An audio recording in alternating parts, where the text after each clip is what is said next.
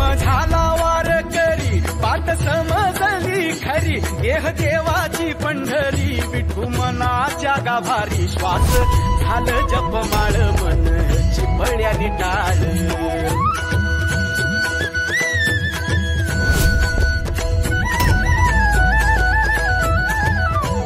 श्वास झालं जपमाळ मन चिपळ्यानी टाळ वेळ जीवाचा शिवाचा झाला अभंग जिण्याचा सोहळा आनंदाचा गजर विठुरायाचा अखंड हरिनाम सप्ताह हनुमान मंदिर पायतळवाडी तालुका माजलगाव जिल्हा बीड दिनांक 7 जानेवारी 2021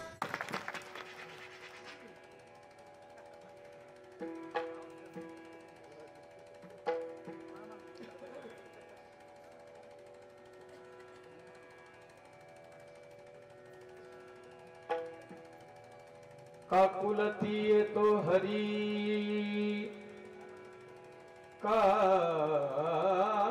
काकुलती येतो हरी क्षणभरी निवडिता तुमची मज लागली सवे ठाईचे नव्हे नहोगडी अनेक बोलाविते फार बहु थोर ना बढते तुमची मज लागली सवे ठाईचे नवे हो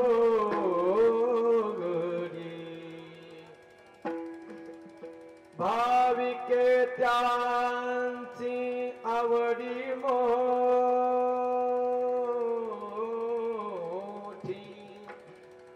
तुका म्हणे मिठी घाली जेवे तुमची मज लागली सवे ताईचे नवे नहो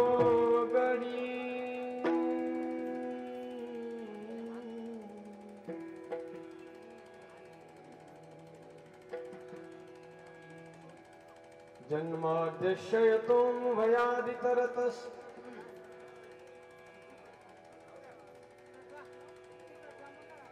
चार्थेष्वभिज्ञ स्वराट् तेने ब्रह्महृदायादि कवये मुह्यन्ति यत्सूरयः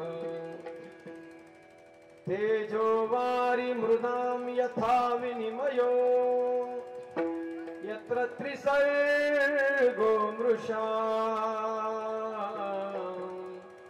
धाम्ना स्वेन सदा निरस्तकुहकम् सत्यं परं धीमहि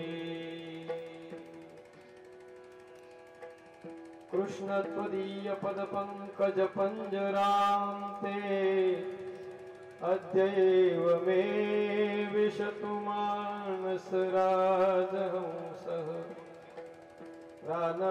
प्राणप्रयाण समये कफवातपित्तं कंठावरोदन विदो स्मरणं कुतोस्ते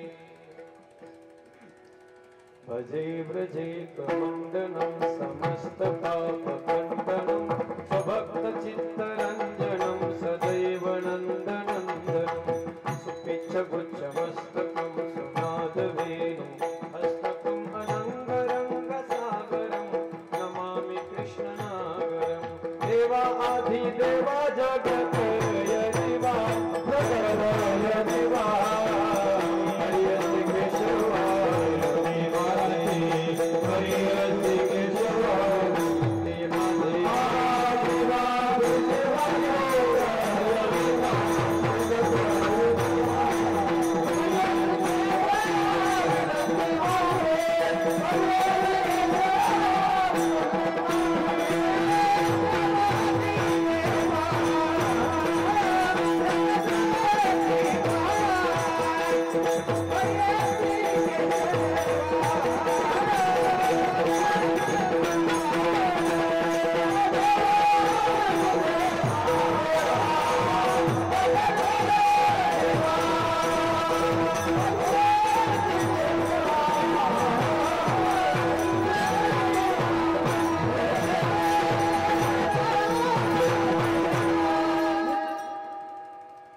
इतना तो करना स्वामी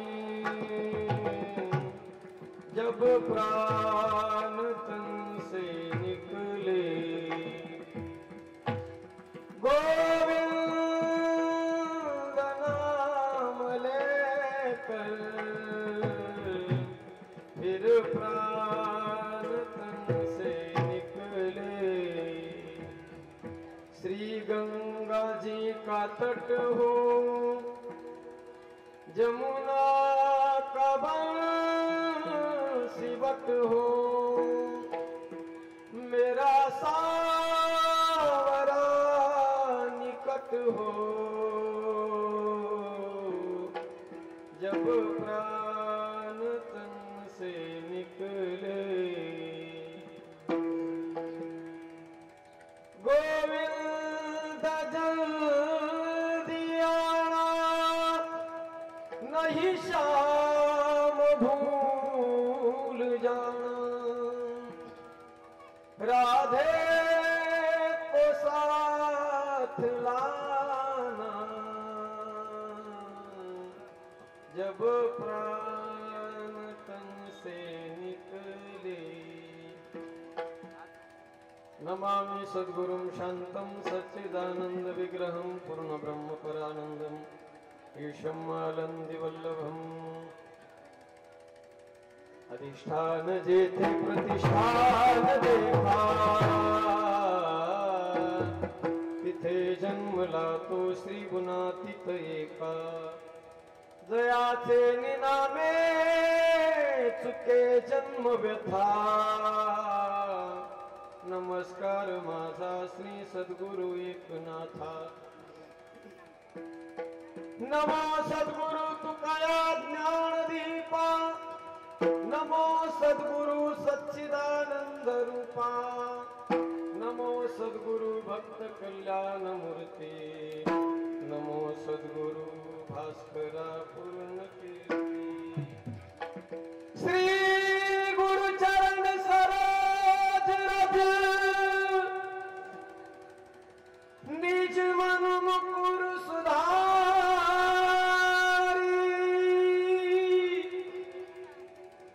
बरनवा रघुवर विमल जसु जो दायकु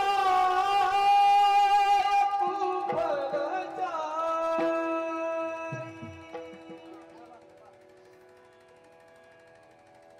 काकुलती ये तो हरी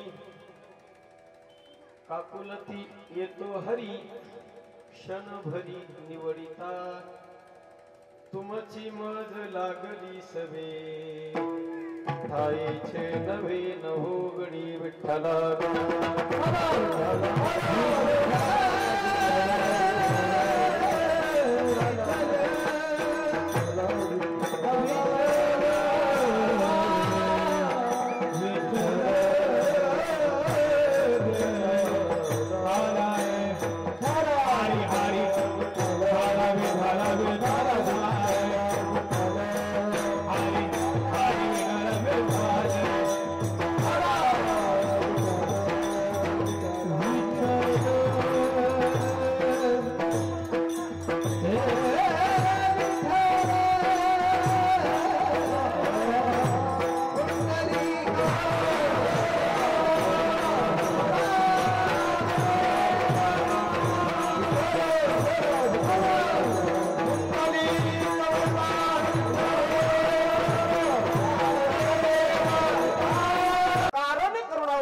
भक्तमांच्या कल्पतरु तडिद्वित विनंदित पीतांबरधारी अखिल कोटी ब्रह्मांड नायक कर्तुम अकर्तुम अन्यथा कर्तुम परात्पर परमात्म्याच्या सेवेकरिता निवडलेला अभंग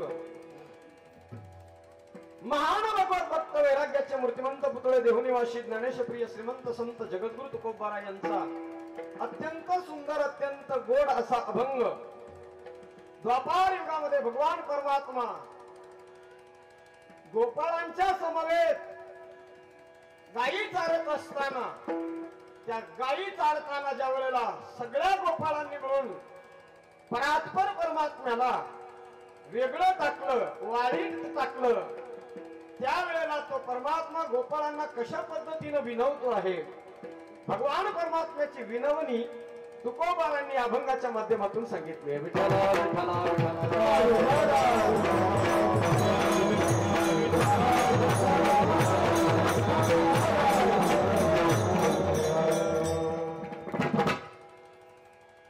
भगवान परमात्म्याच्या असीम कृपाशीर्वादाने साधू संतांच्या परम कृपेने मौजे पायतळवाडी गावामध्ये गेल्या 30 वर्षापासून अव्याहतपणे चालू असलेला दिव्य आणि भव्य हा अखंड हरिनाम सप्ताह तथा श्रीमद भागवत कथा ज्ञानयज्ञ महोत्सव आणि चालू असलेल्या या उत्सवातील आजची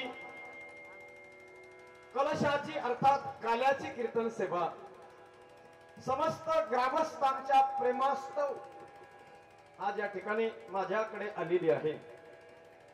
यथामती यथावकाश सेवा सादर करण्याचा प्रयत्न करूया, पण तत्पूर्वी आपल्या या छोट्याशा गावामध्ये अगदी पृथ्वीच्या वजनाची आणि हिमालयाच्या उंचीची माणसं आज आपल्या सगळ्यांच्या समवेत आहेत, जे आपल्या सर्वांना आनंद देत आहेत. महाराष्ट्राचं थोरलं आणि लाडकं व्यक्तिमत्व मृदंगाच्या क्षेत्रामध्ये ज्यांचा पखावाच वाजल्याशिवाय आज मितीला वारकरी संप्रदाय पूर्ण होऊ शकत नाही, असा आपल्या महाराष्ट्राचा कोहिनूर हिरा आदरणीय भरतजी महाराज पठाडे आणि ज्यांची गोड अशी चाल, ज्यांचा आवाज श्रोत्यांच्या काळजाचं भेदन करून काळजाचा ठाव घेऊन डोळ्यातून पाणी काढण्यासाठी भाग पाडतो, असे भजन सम्राट सद्यस्थितीला महाराष्ट्रामध्ये ज्यांच्या आवाजाला जोड नाही आणि ज्यांच्या व्यक्तिमत्वाला तोड नाही, असे व्यक्तिमत्व म्हणजे आदरणीय ओंकारजी महाराज जगताप. आणि गेल्या 7 दिवसापासून अत्यंत सुंदर ताकदीची साथ, केवळ साथीच नाही, अगदी लीड सुद्धा ते करू शकतात, पण जशी परिस्थिती येईल हिटिंगच्या वेळेला हिटिंग आणि डिफेन्सिव्ह मोड असेल तर डिफेन्सिव्ह, अशा पद्धतीचं ज्यांचं जीवन आहे. अत्यंत सुंदर माझे परम मित्र गायन सम्राट गेल्या 7 दिवसापासून खऱ्या अर्थानं फार मोठं मोलाचं योगदान ज्यांचं राहिलेलं आहे. कथेमध्ये 4 तास, कीर्तनामध्ये 2 तास, बाकी सगळ्या नियोजनामध्ये सुद्धा महाराज मंडळीच्या सेवेतही हजरच. आदरणीय भजन सम्राट संगीत अलंकार वाल्मिकजी महाराज नलावडे गुरुजी आणि आज विशेषत्वानं ज्यांची खऱ्या अर्थानं उपस्थिती या ठिकाणी आपल्याला लाभलेली आहे, आपल्या परिसराचं आपल्या भागाचं भूषण वैभव, ज्यांनी हजारो विद्यार्थी घडवून आज एक विद्यार्थी ज्यांचा संबंध महाराष्ट्र गाजवतो आहे, असे आदरणीय वारकरी संप्रदायाचे स्टार प्रचारक आणि प्रसारक आदरणीय हरिभक्त परायण श्री शिवाजी महाराज गडदे गुरुजी संगीत विद्या श्री संत ज्ञानदेव संगीत विद्यालय गुरुकुल माजलगाव आजही महाराज या ठिकाणी आवर्जून आपल्या ग्रामस्थांच्या प्रेमास्तव उपस्थित आहेत. महाराजांना कोटी कोटी वंदन करतो. एकदा जोरदार टाळ्या महाराजांसाठी सुद्धा वाजवायच्या.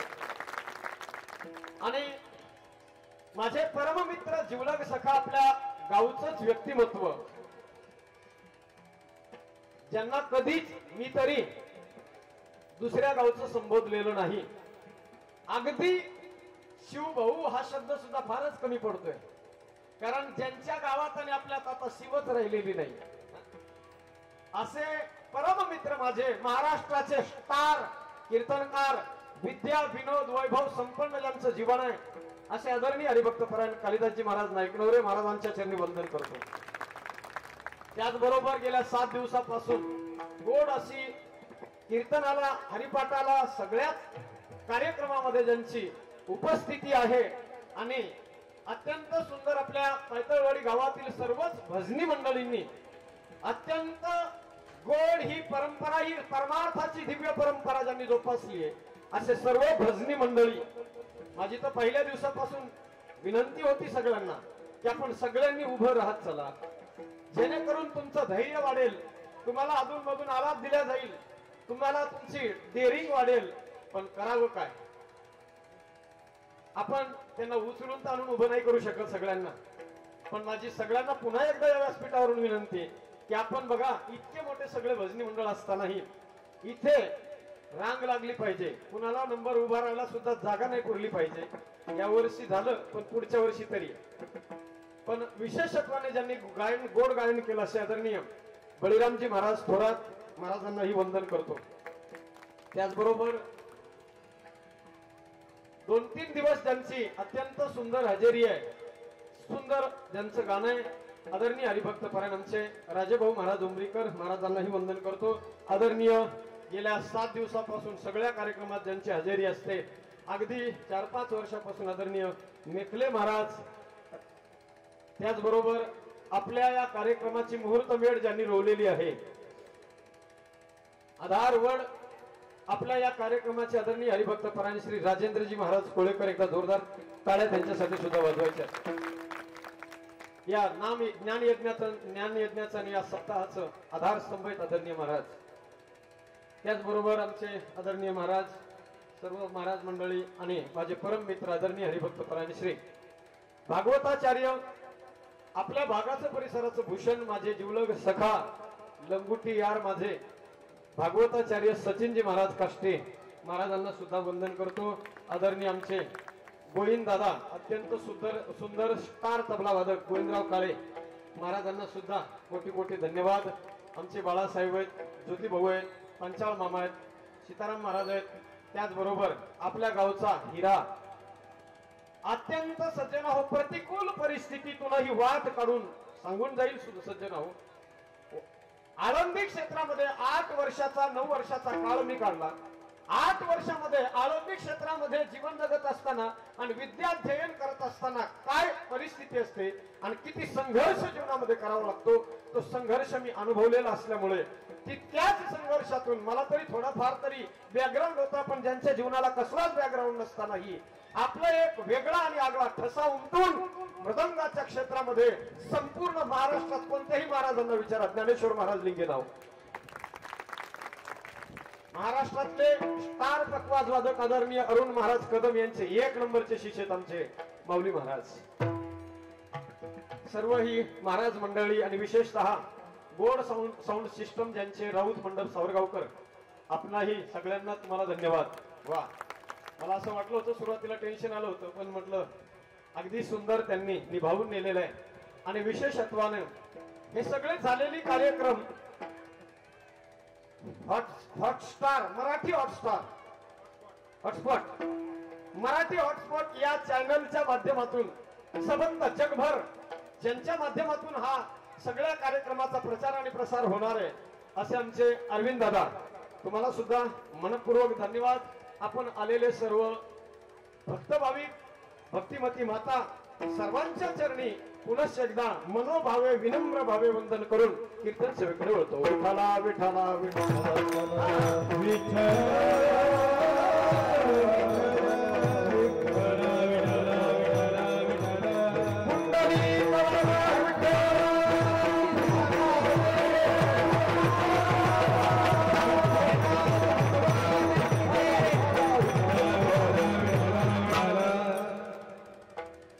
काकुलती येतो हरी, काकुलती येतो हरी, क्षण भरी निवडिता. अभंग तुकोबारांचा गोड असा अभंग आहे सज्जन हो. भगवान कृष्ण परमात्म्याला ज्या वेळेला सगळ्या गोपाळांनी वाळीत टाकलं, वाळीत आपल्यापासून बाजूला टाकलं, त्यावेळेला भगवान परमात्म्याची अत्यंत करुण अवस्था, दयनीय अवस्था होते. त्या अवस्थेचं वर्णन माझ्या तुकोबारांनी केलेलं आहे सज्जन हो. अभंगावरती विवेचन करण्यापूर्वी आज खऱ्या अर्थानं काला आहे, काला.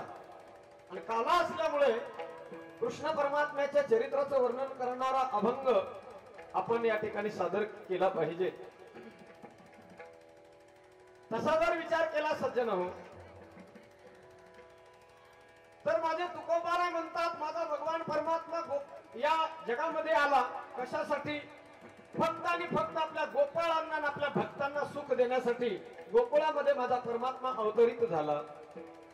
तसा जर आपण विचार केला या जगाचा, तर सज्जन या जगामध्ये 3 प्रकारची लोक या जगामध्ये जन्माला येत असतात आहे का? एक येत असतो जीवात्मा, दुसरा येत असतो महात्मा आणि तिसरा येतो त्याचं नाव आहे परमात्मा.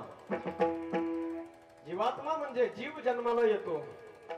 जीव ज्या वेळेला जन्माला येतो त्या जीवाचं काम काय आहे? तुम्ही आम्ही सर्व एकच्या यावत 184 योनीतून 184 सर्व आपण तुम्ही आम्ही सर्व जीव आहोत. त्यातही मनुष्य जात जी आहे, मानवाचं परम कर्तव्य फक्त एकच आहे. या जगामध्ये जीव म्हणून जन्माला आल्यानंतर आपलं सुद्धा एकच कर्तव्य, जसं भगवंताचं कर्तव्य, जसं भगवान परमात्मा या जगात आपल्या भक्तांना किंवा इतरांना सुख देण्यासाठी येतो, तसं जीवाचं सुद्धा एकच काम आहे, सगळ्यांना आपल्यापासून सुख झालं पाहिजे. विठाला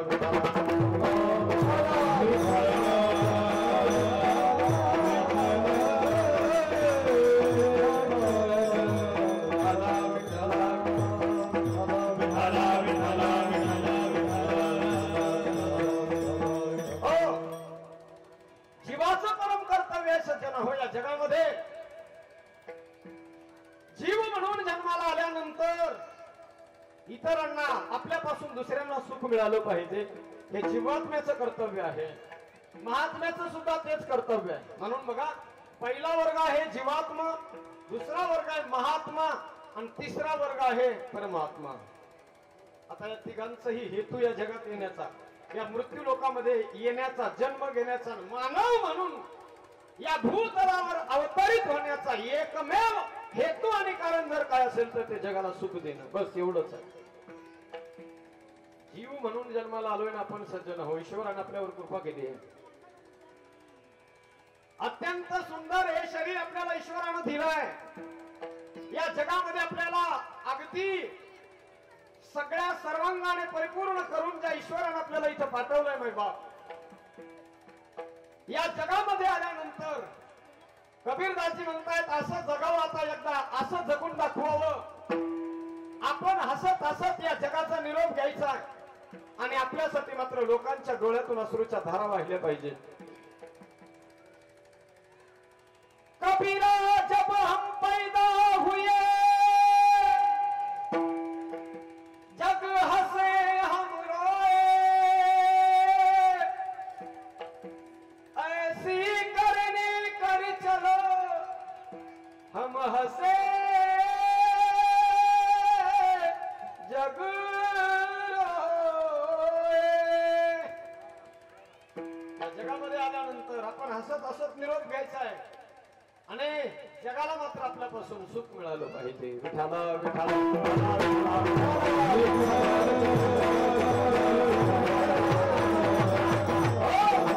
या विश्वाच्या पटलावर सज्जन हो, आपलं नाव कुठेतरी अजरामर झालं पाहिजे. या जगाच्या कानाकोपऱ्यामध्ये कुठेतरी आपल्या 100 वर्षाच्या प्रवासाची नोंद झाली पाहिजे सज्जन हो. जीवन जगत असताना कोणीतरी आपण गेल्यानंतर हे आपलं नाव घेतलं पाहिजे. नाही आपलं नाव कोणी घेतलं तरी आपलं कामाच्या रूपाने आपण पाठीमागे राहिलो पाहिजे.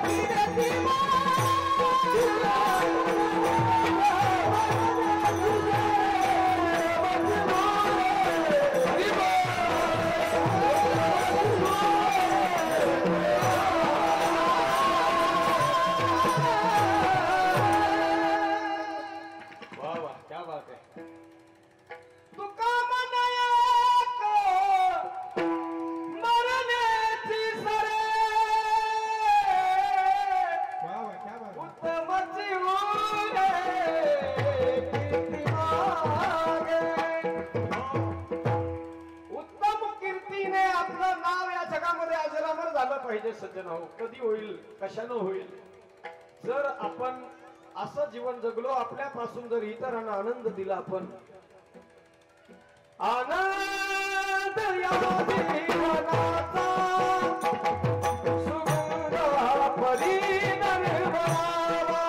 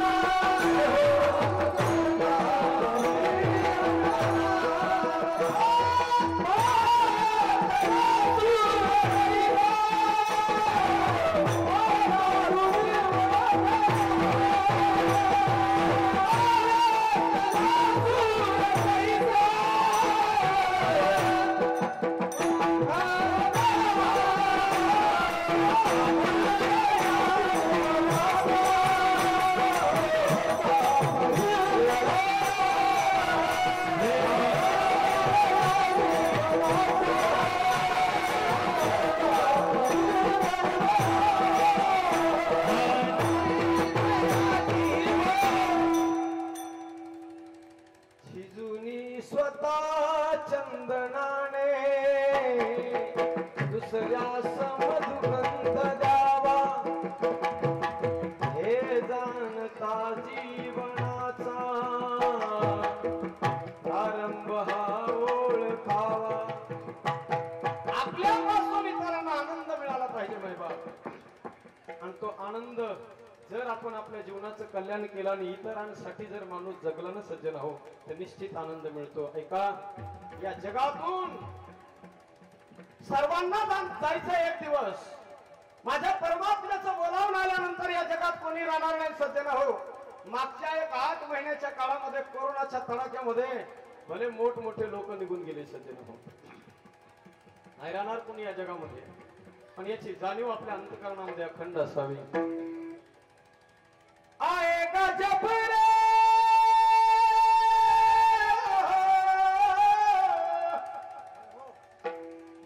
आएगा जब रे बुलावा हरि का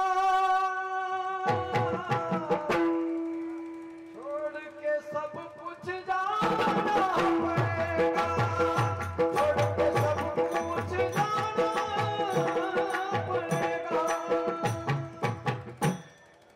छोड़ के सब कुछ जाना पड़ेगा छोड़ के सब कुछ जाना पड़ेगा छोड़ के सब कुछ जाना पड़ेगा आएगा जब रे बुलावा हरि का छोड़ के सब कुछ जाना पड़ेगा छोड़ के जाना पड़ेगा या जगामधून सर्वांना निरोप घ्यायचा आहे येथे नाही उरो आले अवतार येते पावर जीव किती या जगातल्या श्रीमंत लोकांच्या यादीचं जर आपली स्वतःच कंपॅरिझन करण्याचा आपण जर प्रयत्न केला ना सज्जन हो तर या जगातल्या श्रीमंत लोकांच्या यादीमध्ये आपलं कुठंच नाव येणार नाही जसं ज्याप्रमाणे एक मन आहे दर्या में खसखस तसं आपलं कुठंच नाव येणार नाही मोठमोठे लोक गेले त्या जगामध्ये राजा रावणासारखा संपत्तीवाला 1 नंबरचा माणूस गेलाय जग सोडून कोटी घरे जेते काशानी तांब्याची शुद्ध कांचनाची 7 कोटी 1 करोड घर ज्यांचे काशा आणि तांब्याचे होते आणि 7 कोटी घर ज्या राजा रावणाचे शुद्ध कांचनाचे म्हणजे अर्थात प्युअर 22-24 कॅरेट सोन्याचे प्युअर सोन्याचे ज्याचे 7 कोटी घर होते ज्या राजा रावणाचे नाही सज्जन हो या जगात कोणाची इच्छा आणि उम्मीद पूर्ण होत नाही यहाँ उम्मीदों की दुनिया हर इंसान बसाता है यहाँ उम्मीदों की दुनिया हर इंसान बसाता है लेकिन पाता है वही जो तकदीर लाता है सगळ्यांच्याच इच्छा आणि अपेक्षा या जगात पूर्ण होत नाहीत इच्छा तर प्रत्येकाच्या मोठमोठ्या असतात राजा रावणाची बी इच्छा होती स्वर्गाला शिडी लावीन खारा समुद्र गोडात गोड करेल, सोन्याला सुगंध प्राप्त करून देईल, नाही करू शकला.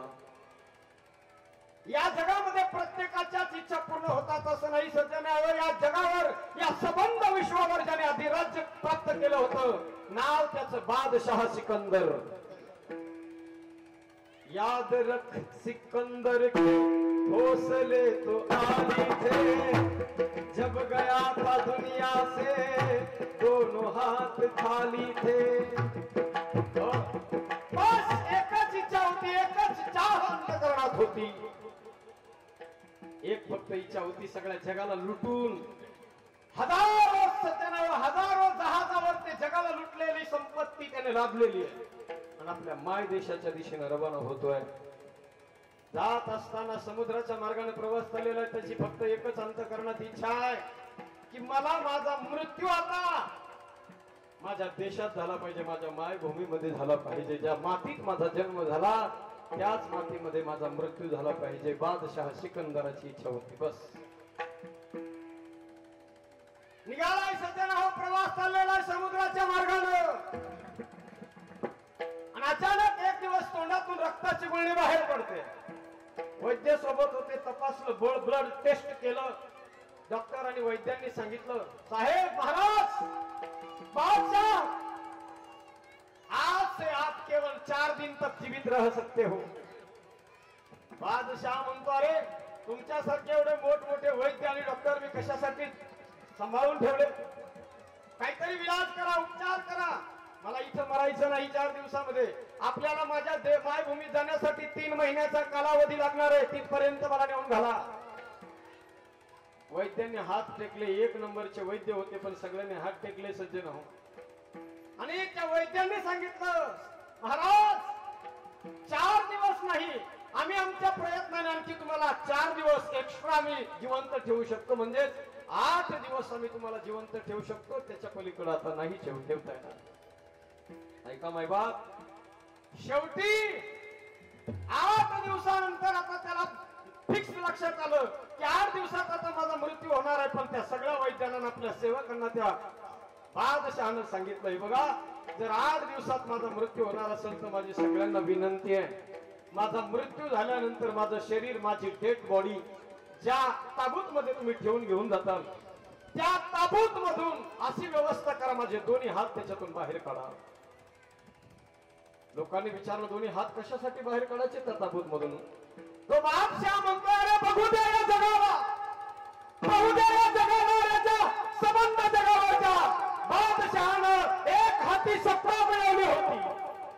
सबंध विश्वावर अधिराज्य गाजवणारा बादशाह अलेक्झांडर, अरे ज्या वेळेला या जगामध्ये आला त्या वेळेलाही त्याचे हात खालीच आहेत आणि जेव्हा ज्या वेळेला आता हे जग सोडून निघून जातो तेव्हाही त्याचे दोन्ही हात खालीच आहेत. बघू द्या जगाला. आई बाप, या जीवनाचं काहीतरी सोनं झालं पाहिजे. सामान्य तर कुणी जगत आपल्या पोटासाठी, किडे मुंग्या बी जगतात आणि प्राणी बी जगतात, पण माणूस म्हणून ईश्वरानं आपल्याला एक गॉड गिफ्ट दिलेले, गॉड गिफ्ट. याच शरीरानं सज्जन हा माणूस कुठेही जाऊ शकतो, काहीही करू शकतो. या जगात nothing is impossible in the world. या जगात अशी अशक्य कोणतीच गोष्ट नाही जी माणसाने ठरवल्यानंतर होणार नाही. फक्त करण्याची चाह असली पाहिजे, उमेद असली पाहिजे. निश्चित आपण आपल्या ध्येयापर्यंत पोहोचू. माणूस म्हणून आलोय ना सज्जन हो, हे गॉड गिफ्ट पुन्हा पुन्हा मिळेल का नाही सांगता येत नाही. दिलंय देवानं आपल्याला. औट हात का मानव देह अल्लाह ने तुझ दिया, औट हात का मानव देह अल्लाह ने तुझ दिया. खाया पिया सुख से सोया, कहा जमाना खोया. खाया पिया सुख से सोया, कहा जमाना.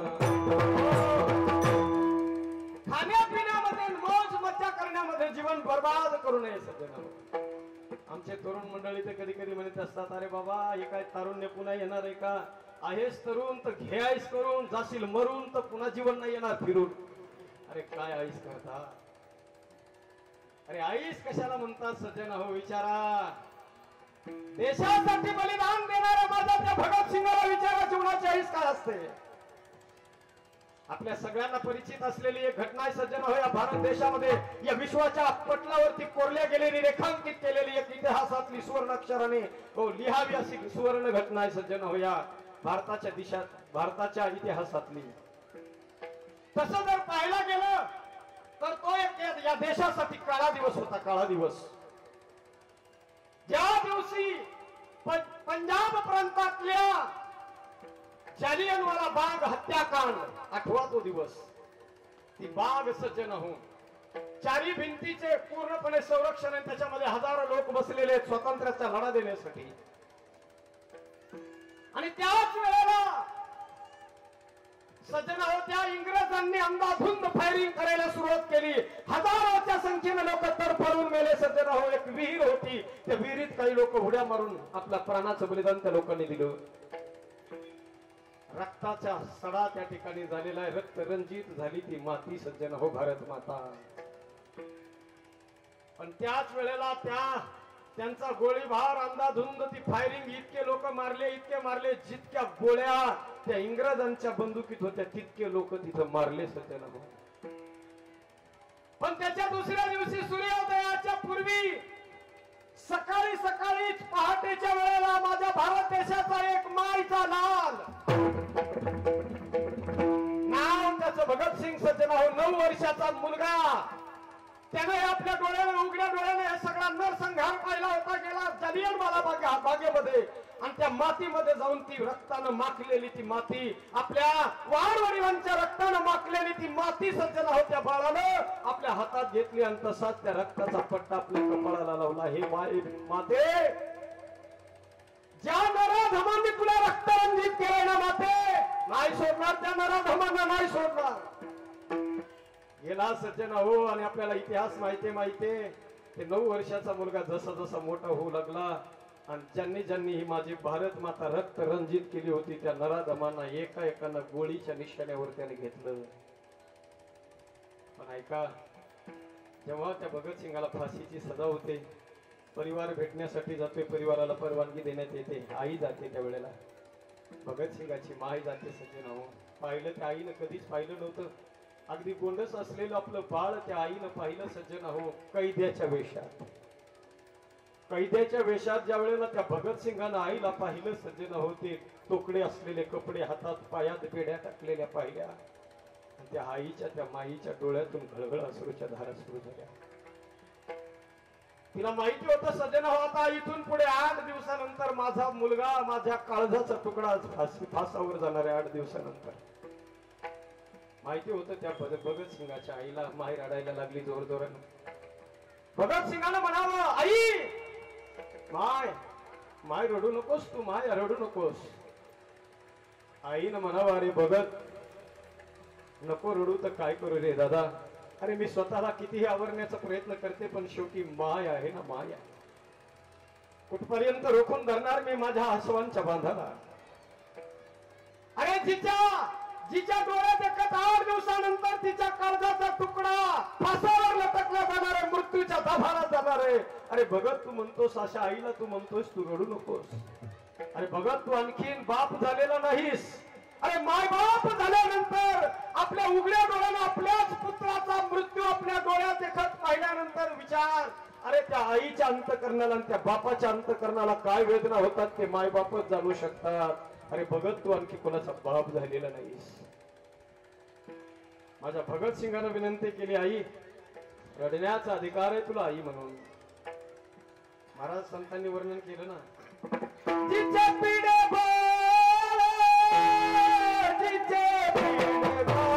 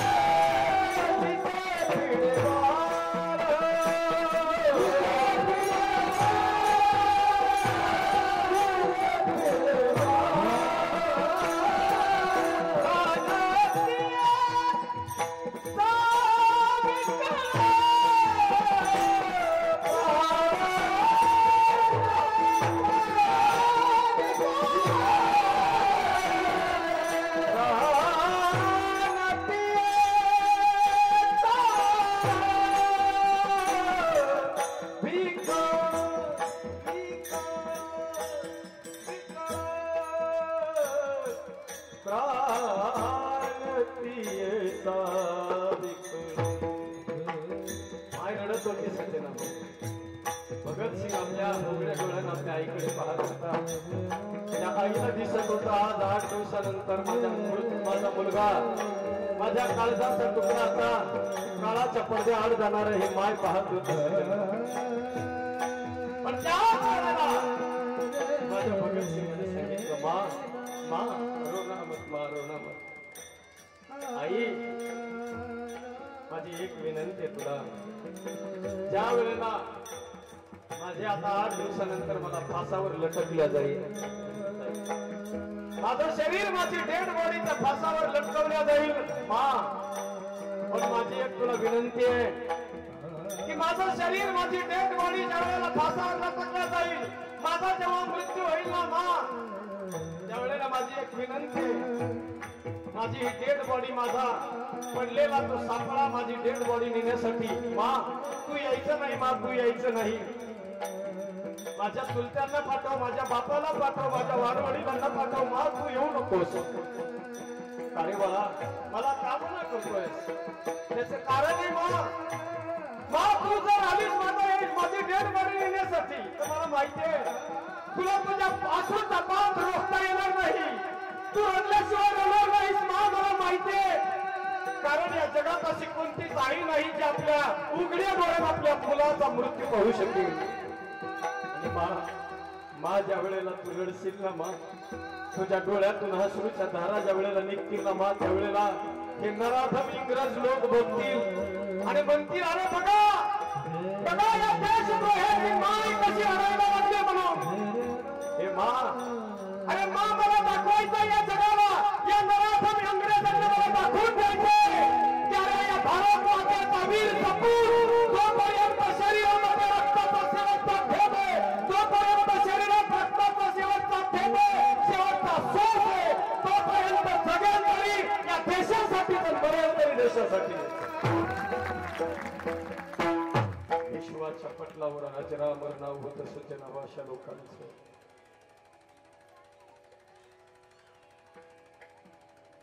जे देशासाठी लढले ते अमर हुतात्मे झाले.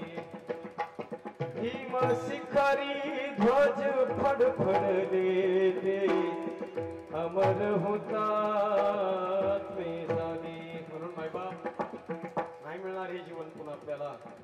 आपण या जीवनाचा आनंद आणि सुगंध मिळावा यासाठी आपण प्रयत्न केला पाहिजे. जीव म्हणून जन्माला आलोय ना एक तर कबीरदाजी म्हणतात माणसानं देशासाठी जगावं धर्मासाठी जगावं नाही तर देवासाठी. बस 3 प्रकाराने जो माणूस जीवन जगतो खऱ्या अर्थानं जीवन त्याच धन्य आहे. बाकीच्या लोकांचं मी नाही सांगू शकत. जननी जने तो भक्त जने या दाता या शूर नहीं तो जननी वा भवी कहाँ गवायो नूर. एक तर आईनं बाळाला जन्म द्यावा एक तर तो भगवंताचा भक्त जन्माला यावा देव भक्त जन्माला यावा देशभक्त यावा जन्माला यावा किंवा धर्माचं रक्षण करणारा धर्मभक्त जन्माला यावा सगळ्यांना हो. जर असं जीवन जगला माणूस तरच जीवनाचं कल्याण आहे. म्हणून मायबाप या जगात जीवात्मा आपण जीव म्हणून जन्माला येतो. दुसरे आहेत महात्मे त्यांचं सुद्धा या जगात येणं फक्त जगाला आनंद देण्यासाठी आहे. येथे उपकारासाठी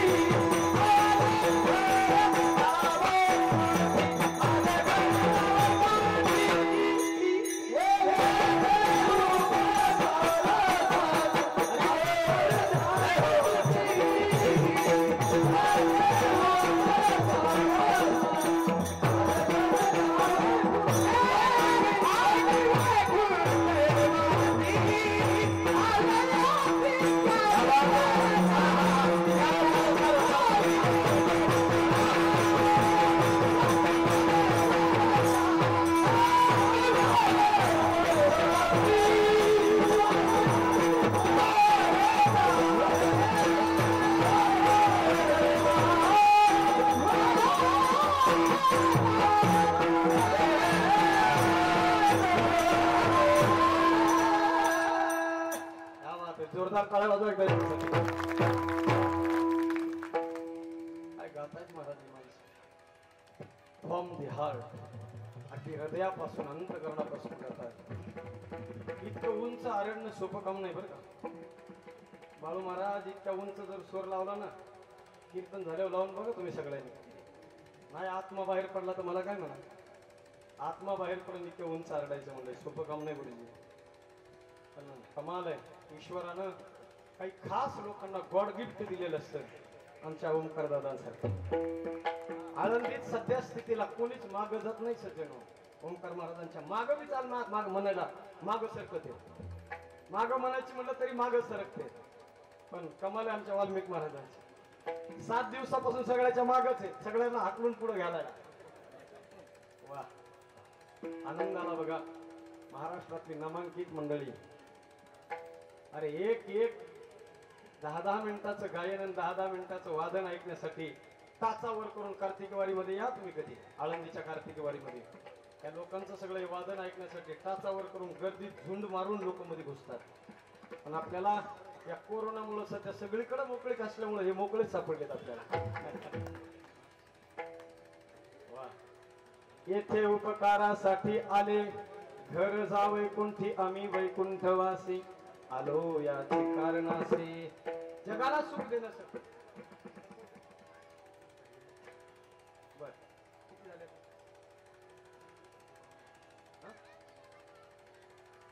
काय मिळत?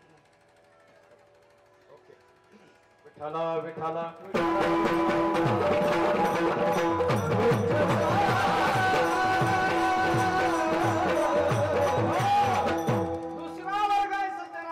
महात्मा म्हणतात. संतांचं जीवन या जगामध्ये याच्यासाठी, ते जगाला आनंद देण्यासाठी. ऐका, तिसरा वर्ग आहे तो परमात्मा. तो कशासाठी येतो? भक्तांना आनंद देण्यासाठी.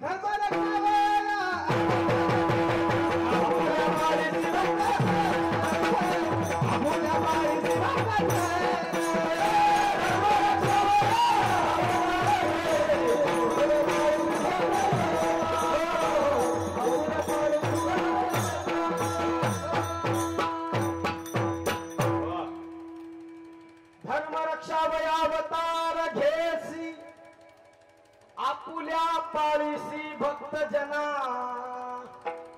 धर्माच्या रक्षणासाठी परमात्मा येतो, भक्तांना आनंद देण्यासाठी येतो. पण सज्जन हो, मला वाटतं तो परमात्मा या जगामध्ये का येतो? फक्त आणि फक्त गायी चारण्यासाठी, गोकुळात गायी चारण्यासाठी माझा परमात्मा आला.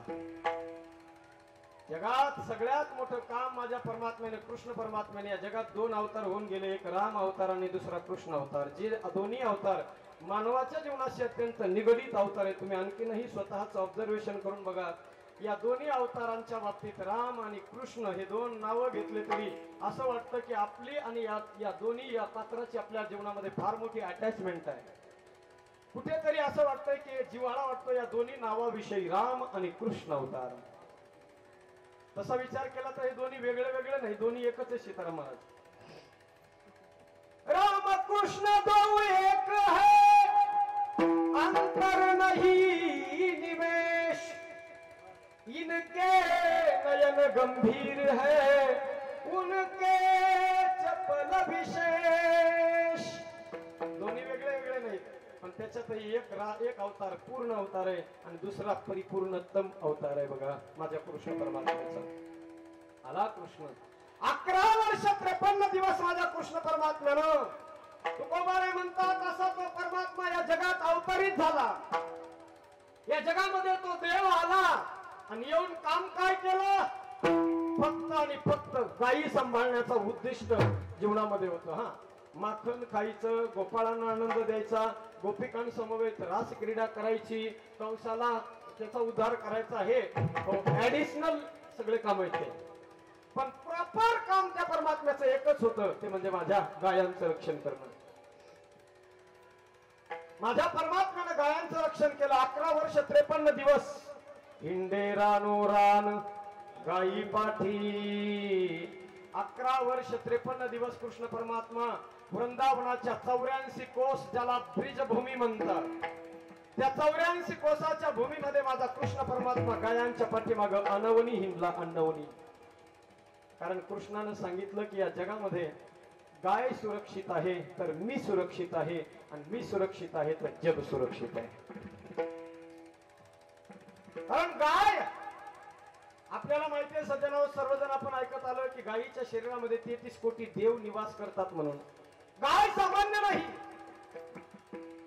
33 करोड देवता लोक निवास त्या गायीच्या शरीरामध्ये करतात. ती गाय किती पवित्र असेल, आणि त्या एका देवाची पूजा करत असताना आपण त्या देवाच्या चरणावर जीवन समर्पित करतो. ज्या गायीनं संपूर्ण 33 कोटी देव आपल्या शरीरामध्ये सामावून घेतली, ती गोमाता सामान्य नाही. आठवा, आजही सज्जन हो, चॅलेंजने सांगेल, ज्या व्यक्तीने आपल्या जीवनामध्ये प्रामाणिकपणाने श्रद्धेनं गाय ज्यांनी सांभाळली ना, ज्याच्या दावणीतली गाय कधीच हटलेली नाही, मला असा माणूस तुम्ही उभा राहून दाखवून द्या की त्याच्या जीवनामध्ये कधी कमी पडले, त्याच्या जीवनात दारिद्र्यता आहे म्हणून दाखवून द्या. चॅलेंजने सांगेल, कीर्तन करणं सोडून देईल सज्जन हो. ज्यानं प्रामाणिकपणाने श्रद्धेनं गाय सांभाळली ना, त्या माणसाच्या जीवनाचं कल्याणच झालेलं आहे. आपल्या पूर्वजांचं थोडंसं ऑब्झर्वेशन करून बघा. आपल्या वाडवडिलांकडे, आपल्या पूर्वजांकडे गाया होत्या, गोठ्यामध्ये खंड्यानं गायी होत्या, खंड्याने. माझ्या लहानपणी आपल्या गावामध्ये 2 जणांकडे गायी होत्या. नामदेवरावच्या इकडे गायी होत्या आणि पांढऱ्यांच्या घरामध्ये 2 गायांचे 2 घरातून कळप निघायचे सज्जन. त्या दोन्ही घराला, दोन्ही कुटुंबामध्ये पहा, आजही त्यांच्या घरामध्ये गायांची सेवा चालू आहे. म्हणजे सगळ्यांनीच ती गोमातेची सेवा केली पाहिजे. त्याचं कारण सांगतो. गायीची सेवा केल्यानं मिळतं काय सज्जन? काही माणसं म्हणतात, महाराज तुम्हाला होतं काय, सांगून मोकळे होता तुम्ही, पण सांभाळायची गाय सोपं काम नाही. एक गाय जर सांभाळली तर दूध देते किती, प्रयोजनम अनुद्देश्य मंदोपीन प्रवर्तते. विनाकारण कोणतेच माणसं आता कोणतंच काम करायला तयार नाही बरं का. हो महाराज, माणसं विचारतात, महाराज 2 लिटर दूध देते एक गाय, देशी गाय जर सांभाळली तर 2 लिटर दूध देते, आणि 2 लिटर 100 रुपयाच्या त्या 150 रुपयाच्या दुधासाठी 1000 रुपये रोजाचा माणूस तिच्या मागे लावायला परवडतो का? तुम्ही सांगून मोकळा होता, परवडण्याचा विचार होतोय आजकाल जमाना. पण ऐका सज्जनावर, सगळ्याच गोष्टी अगदी नगदीच त्याचं बेनिफिट मिळतं असं काही नाही. ज्ञानोबाराने एका ठिकाणी अत्यंत गोड उदाहरण दिलं. ज्ञानोबारा म्हणतात, जी माणसं द्राक्षाच्या झाडाला मोठमोठे घडे यावेत म्हणून जी माणसं हजारोच्या लिटरने दूध त्या बुडाला टाकतात. द्राक्षाचे तुम्ही नाशिक जिल्ह्यामध्ये गेलात ना, दूध टाकलं जातं तिथं घड मोठाले पोसावेत म्हणून. पण तीच माणसं ज्ञानोबारा म्हणतात, कधी त्या तुळशीच्या झाडाला असं शिंतोडा बी लांबून टाकत नाही. कारण त्यांना माहितीये द्राक्षाच्या घडाचा बेनिफिट आपल्याला लगेच मिळणार आहे, तुळशीचं काय कधी मिळत नाही मिळत काय माहिती. तसं सज्जन हो, गायीचं बेनिफिटचा जर आपण विचार केला तर नीतिशास्त्रातला एक आलेला श्लोक तुम्हाला सांगेल ऐका. बंद करायला चालू कर. नीतिशास्त्रकार सांगतात सज्जन हो, 7 वस्तू अशा 7 वस्तू ज्या नुसत्या डोळ्याला जरी पाहिल्या तर एवढं पुण्य प्राप्त होतं, ज्या पुण्याचा कधीच नाश होत नाही. ऐका कोणत्यात ऐका. गोमूत्रम गोमयम दुग्धम गोधुलीम गोष्ट गोष्पदम पक्व सस्यान्वितम क्षेत्रम दृष्ट्वा पुण्यम लभे ध्रुवम. गाईचं गोमूत्र डोळ्याने नुसतं पाहिलं तरी एवढं पुण्य, त्या पुण्याचा कधीच नाश नाही. गाईचं शेण, गाईचं गोमूत्र, गाईचं शेण, गाईचं पवित्र दूध, हे दूध पवित्र आणि गोड.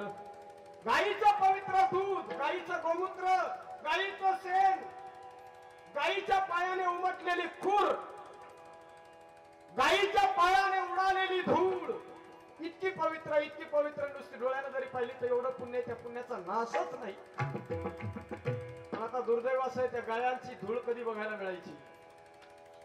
दिवसभर चरायला गेलेल्या गायी शेतामध्ये, गायरानामध्ये चरायला गेलेल्या वासराच्या ओढीनं ज्यावेळेला तिथून धूम ठोकतात तर डायरेक्ट गोठ्यापर्यंत येतात, आणि त्या उडालेली त्यांच्या पायाने धूळ बघायची. दिवस मावळतीला चाललेला असतो, सूर्याची लाल लाल किरण आपल्याला दिसतात, आणि त्या किरणाच्या त्या नजाऱ्यामध्ये ती धूळ आपल्याला दिसते. सध्या हे दृश्य आता बघणं शक्य नाही, आपल्याच्याने बघायला बी मिळणार नाही, कारण त्या गायांचे गायरानच नाही ठेवले माणसांनी. गावागावामध्ये व्यवस्था होती जीवन जगण्याची सज्जन हो, कारण गाय हा माणसाचा श्वास आणि गाय हा माणसाचा विश्वास होता. पण ती गाय आता ठेवली नाही लोकांनी, गायरानं राहिले नाही. स्वतःच्या खळगे पोटाचे भरण्यासाठी माणसाला काहीही कमी पडायला लागलं म्हणून त्या गायांचं रान सुद्धा माणसानीच काढायला सुरुवात केली. व्यवस्था होती माझ्या वाडवडिलांनी निर्माण करून ठेवलेली त्या गायांसाठी. त्या पद्धतीने हे सगळं सिस्टम चालत होतं. ऐका, गायीच्या पायाने उडालेली धूळ. आजही आपण आपल्या मुलाबाळाचं लग्न जर करायचं म्हटलं तर आपण त्याला नाव देतो गोरज मुहूर्तावरती. लग्न लागल्या जायची गोरज मुहूर्त. गोरज म्हणजे गायीच्या पायाने उडालेली धूळ. ज्या वेळेला उडते ना, दिवस मावळतीला चाललेला असतो, पूर्ण मावळलेलाही नसतो आणि पूर्णपणे दिवसही नसतो, असा काळ तो, त्याला गोरज मुहूर्त म्हणतात. त्या काळामध्ये ते याच्यासाठीच असायचं की त्या नव दाम्पत्याच्या अंगावर त्या गायाच्या पायाने धुळीने उडलेली धूळ ती गावावर उडते आणि गावात त्यांच्या अंगावर मिरवणूक काढत असताना त्या नव दाम्पत्याच्या अंगावर पडावी आणि त्यानं त्यांचं जीवन धन्य बनावं. याच्यासाठी हाच दृष्टिकोन होता. पण लोकांनी आपल्या पर्यायासाठी गोरज मुहूर्त बाजूला केला आणि अभिजित, मला वाटतं हे अचानक मुहूर्त म्हणलं पाहिजे, अकस्मात मुहूर्त, अभिजित बी नाही हो, हा मुहूर्तच नाही, पण आपल्या सवडी खातर ब्राह्मणांनी तयार केलेला आहे. विठाला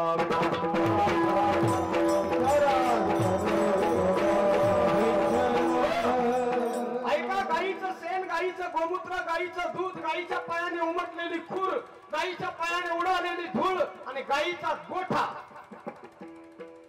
परिपक्व अवस्थेला प्राप्त झालेली शेती, एवढ्या 7 वस्तू जर नुसत्या डोळ्यानं पाहिल्या तर शंकराचार्य म्हणतात तर पुण्याचा कधीच नाश नाही. ज्याच्या दारात ती गाय न सज्जन हो त्याला कधीच काही कमी पडणार नाही, लक्षात ठेवा.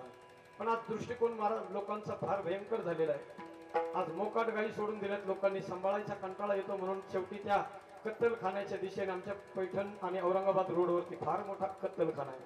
दुर्दैवाची गोष्ट सज्जन हो एकच आहे, ज्या लोकांना आपण पवित्र मानतो, ज्या लोकांना आपण अगदी उच्चभ्रू मानतो, त्याच लोकांचा तो कारखाना आहे, त्याचा मालकच तो आहे. त्या जगामध्ये ज्यांना आपण भूदेव म्हणून मानतो, भूदेव, त्याचा मालक तो भूदेव आहे. गोळ्या घातल्या पाहिजे दिवसात त्याला, नाराधमाला. हजारोच्या लाखोच्या संख्येने त्या गायांची कत्तल केल्या जाते. त्याला जबाबदार तो नाही सज्जन हो, त्याला जबाबदार आपण येथे, लक्षात ठेवा. आपल्या दावणीची गाय जर तिकडे नाही गेली ना सज्जन हो, 2-5 रुपयासाठी आपण आमिष करतो, ते आपल्याला वाटतं पैसे मिळतील म्हणून. जर आपण आपल्या दावणीची गाय तिकडे नाही जाऊ दिली तर कशाला ती मरेल, कशाला कटल्या जाईल. पण आज परिस्थिती फार भयंकर आहे. लोकांनी शहरामध्ये गाया अशा मोकाट सोडून दिल्यात. गाडी रस्त्याने चालायला लागलं की सगळ्या गाया चालू असतात रस्त्यामध्ये. रस्त्याने गाडी सुद्धा नीट चालवता येत नाही. एकदा एका ठिकाणी गुरुजी, ते गुरुजींना आपले शिष्य विद्यार्थी विचारतात, भरत महाराज, ते विद्यार्थी शिष्य विचारतात गुरुजीला, गुरुजी गांव किसे कहते हैं और शहर किसे कहते हैं? त्या गुरुजीने दिलेलं उत्तर अत्यंत गोड आहे बघा सज्जन हो, ऐका. ते गुरुजी म्हणतात की बच्चों, जिस गलियों में कुत्ते आवारा घूमते हैं और गाया पाली जाती है उसे गांव कहते हैं. गावामध्ये गाया सांभाळल्या जातात आजही खेडेगावामध्ये. जिस गलियों में कुत्ते आवारा घूमते हैं और गायें पाली जाती है उसे गांव कहते हैं, और जिस गलियों में गायें आवारा घूमती है और कुत्ते पाले जाते हैं उसे शहर कहते हैं. अरे आज ही शहराची मस्त, कुत्रे पाळायला वेळ आहे माणसाला. आलिशान बंगल्यामध्ये कुत्र्यासाठी स्वतंत्र कमरा, स्वतंत्र खोली माणसं तयार करतात. एअर कंडिशनच्या 15 लाखाच्या गाडीमध्ये कुत्र्याला घेऊन हिंडतात. आणि जी गाय आपल्याला बेनिफिट देते त्या गायीला माणूस तिच्याकडे दुर्लक्ष करत आहे. कृष्णाचा अवतार याच्यासाठी फक्त या जगाला दाखवून द्यायचे आणि सांगून जाईल सज्जन हो. शंकराचार्य म्हणतात जोपर्यंत 7 वस्तू या जगात जिवंत आहे तोपर्यंतच तुम्ही आम्ही जिवंत. कोरोना येऊ द्या, नाही तर त्याचा बाप येऊ द्या, काही नाही करू शकत आपल्याला कोरोना सुद्धा, त्याचा बाप आणखी दोरी दुसरा कोणी असला. पण जोपर्यंत 7 गोष्टी जिवंत आहेत, गोभीर विप्रैश्च वेदेश्च सतीभिः सत्यवादिनी अनुग्धैदान शूरश्च सप्तदिन धार्यते महिम. 7 वस्तू कोणत्या जिवंत आहेत ऐका. जोपर्यंत या पृथ्वीवर 7 गोष्टी आहेत तोपर्यंत धरणी माता धोका देत नाही. त्यातला पहिला नंबर आहे गायीचा. गोभीर विप्रैश्च वेदेश्च, एक गाय, देशी गाय, त्रिकाल संध्या करणारा, निष्ठेनं जीवन जगणारा ब्राह्मण. गोभीर विप्रैश्च वेदेश्च, वेद. सतीभिः, एक सत्य पतिव्रता स्त्री जोपर्यंत जिवंत आहे, जोपर्यंत सदाचारी व्यक्ती जिवंत आहे, जोपर्यंत सज्जन जिवंत. टाळ्या होत्या का? मस्त बघा ही मेजवानी. पण करावं का, घड्याळाचा काटा इतका पळतोय भयंकर. ते अंडी आलेली पुन्हा इथे. आमचे कार्यकर्ते मोठे हुशार आहेत बघा. हाय तर कमीच आहेत पण अगदी सगळं तरबेज आहे. अरे गोड आहे सगळं वातावरण. त्यांना माहिती आता हादे हांडे आणून पुढे ठेवली की बस महाराजांच्या हातात हात मध्ये फोडून घ्यायचे. वा भगवान परमात्मा काकुळतीला आला सज्जन थरथर कापायला लागला. नको देवा काकुळतीला आला. काकुळती येतो हरी क्षण भरी निवडित. क्षणभरासाठी फक्त बाजूला केलं होतं कृष्णाला. कारण कृष्ण म्हणतो गोपाळांना असं नका करू. कासावीस झाला हातपाय थरथर कापायला लागले. कृष्ण म्हणला गोपाळांना तुमच्याशिवाय मी राहू शकत नाही. कारण तुम्ही येत तर मी आहे. तुमच्यासाठीच मी इथं आलोय. आणि इथं तुम्ही मला बोलवून आणि याला रूपाबळे करुणी खळे हरिदास तुम्हीच आणले ना मला इथं. तुम्हीच मला इथं येण्यास भाग पाडले ना. आता तुम्हीच मला इथून बाजूला करताय ना गोपाळांना असं करून. कारण तुमच्याशिवाय मी राहू शकत नाही. तुमची मज लागली सवे आईचे नवे नहो गडी. तुम्ही आजकालचे नाही तर तुमच्याशिवाय मी राहू शकत नाही. तुम्ही आत्ताचे नाहीये. तुम्ही फार जुन्या काळापासून आहेत. जे जे झाले अवतार तुका त्यांचे. प्रत्येक अवतारामध्ये मी अवतार घेतला की तुम्ही माझ्या सोबतच आहे.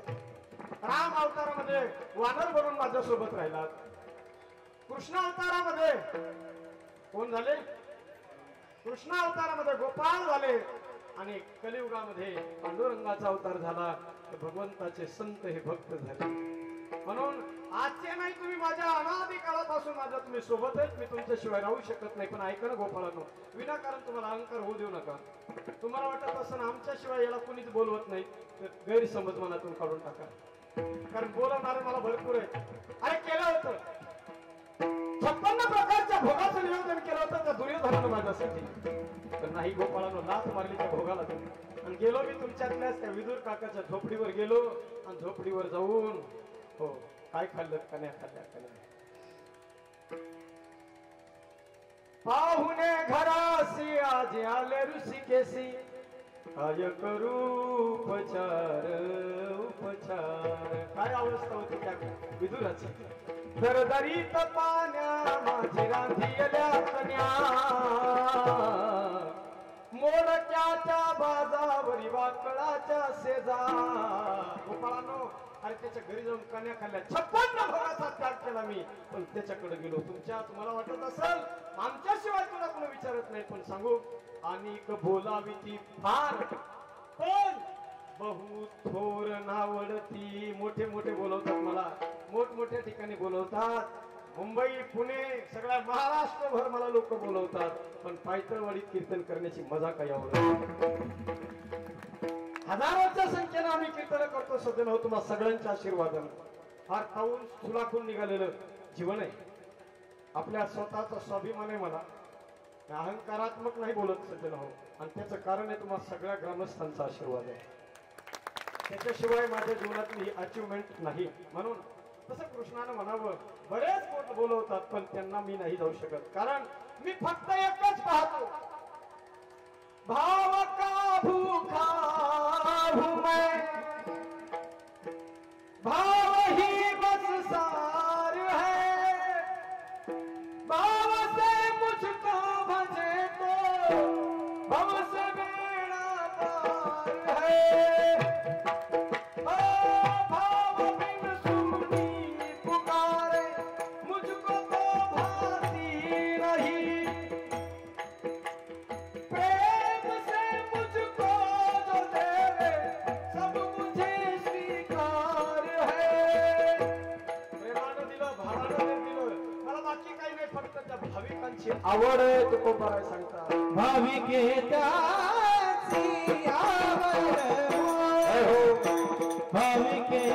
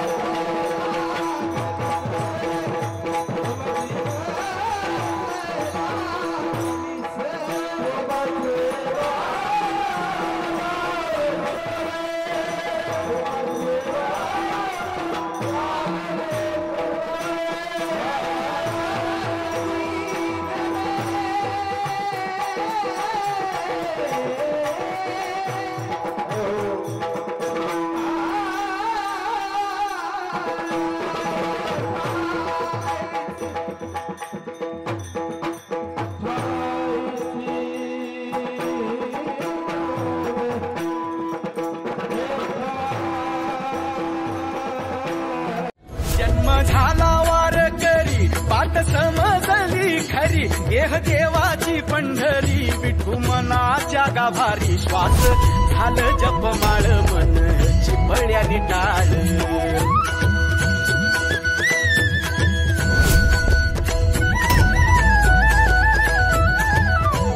श्वास झालं जपमाळ मन चिपळ्याने टाळ वेळ जीवाचा शिवाचा झाला अभंग जिण्याचा सोहळा आनंदाचा गजर विठुरायाचा अखंड हरिनाम सप्ताह हनुमान मंदिर पायतळवाडी तालुका माजलगाव जिल्हा बीड दिनांक 7 जानेवारी 2021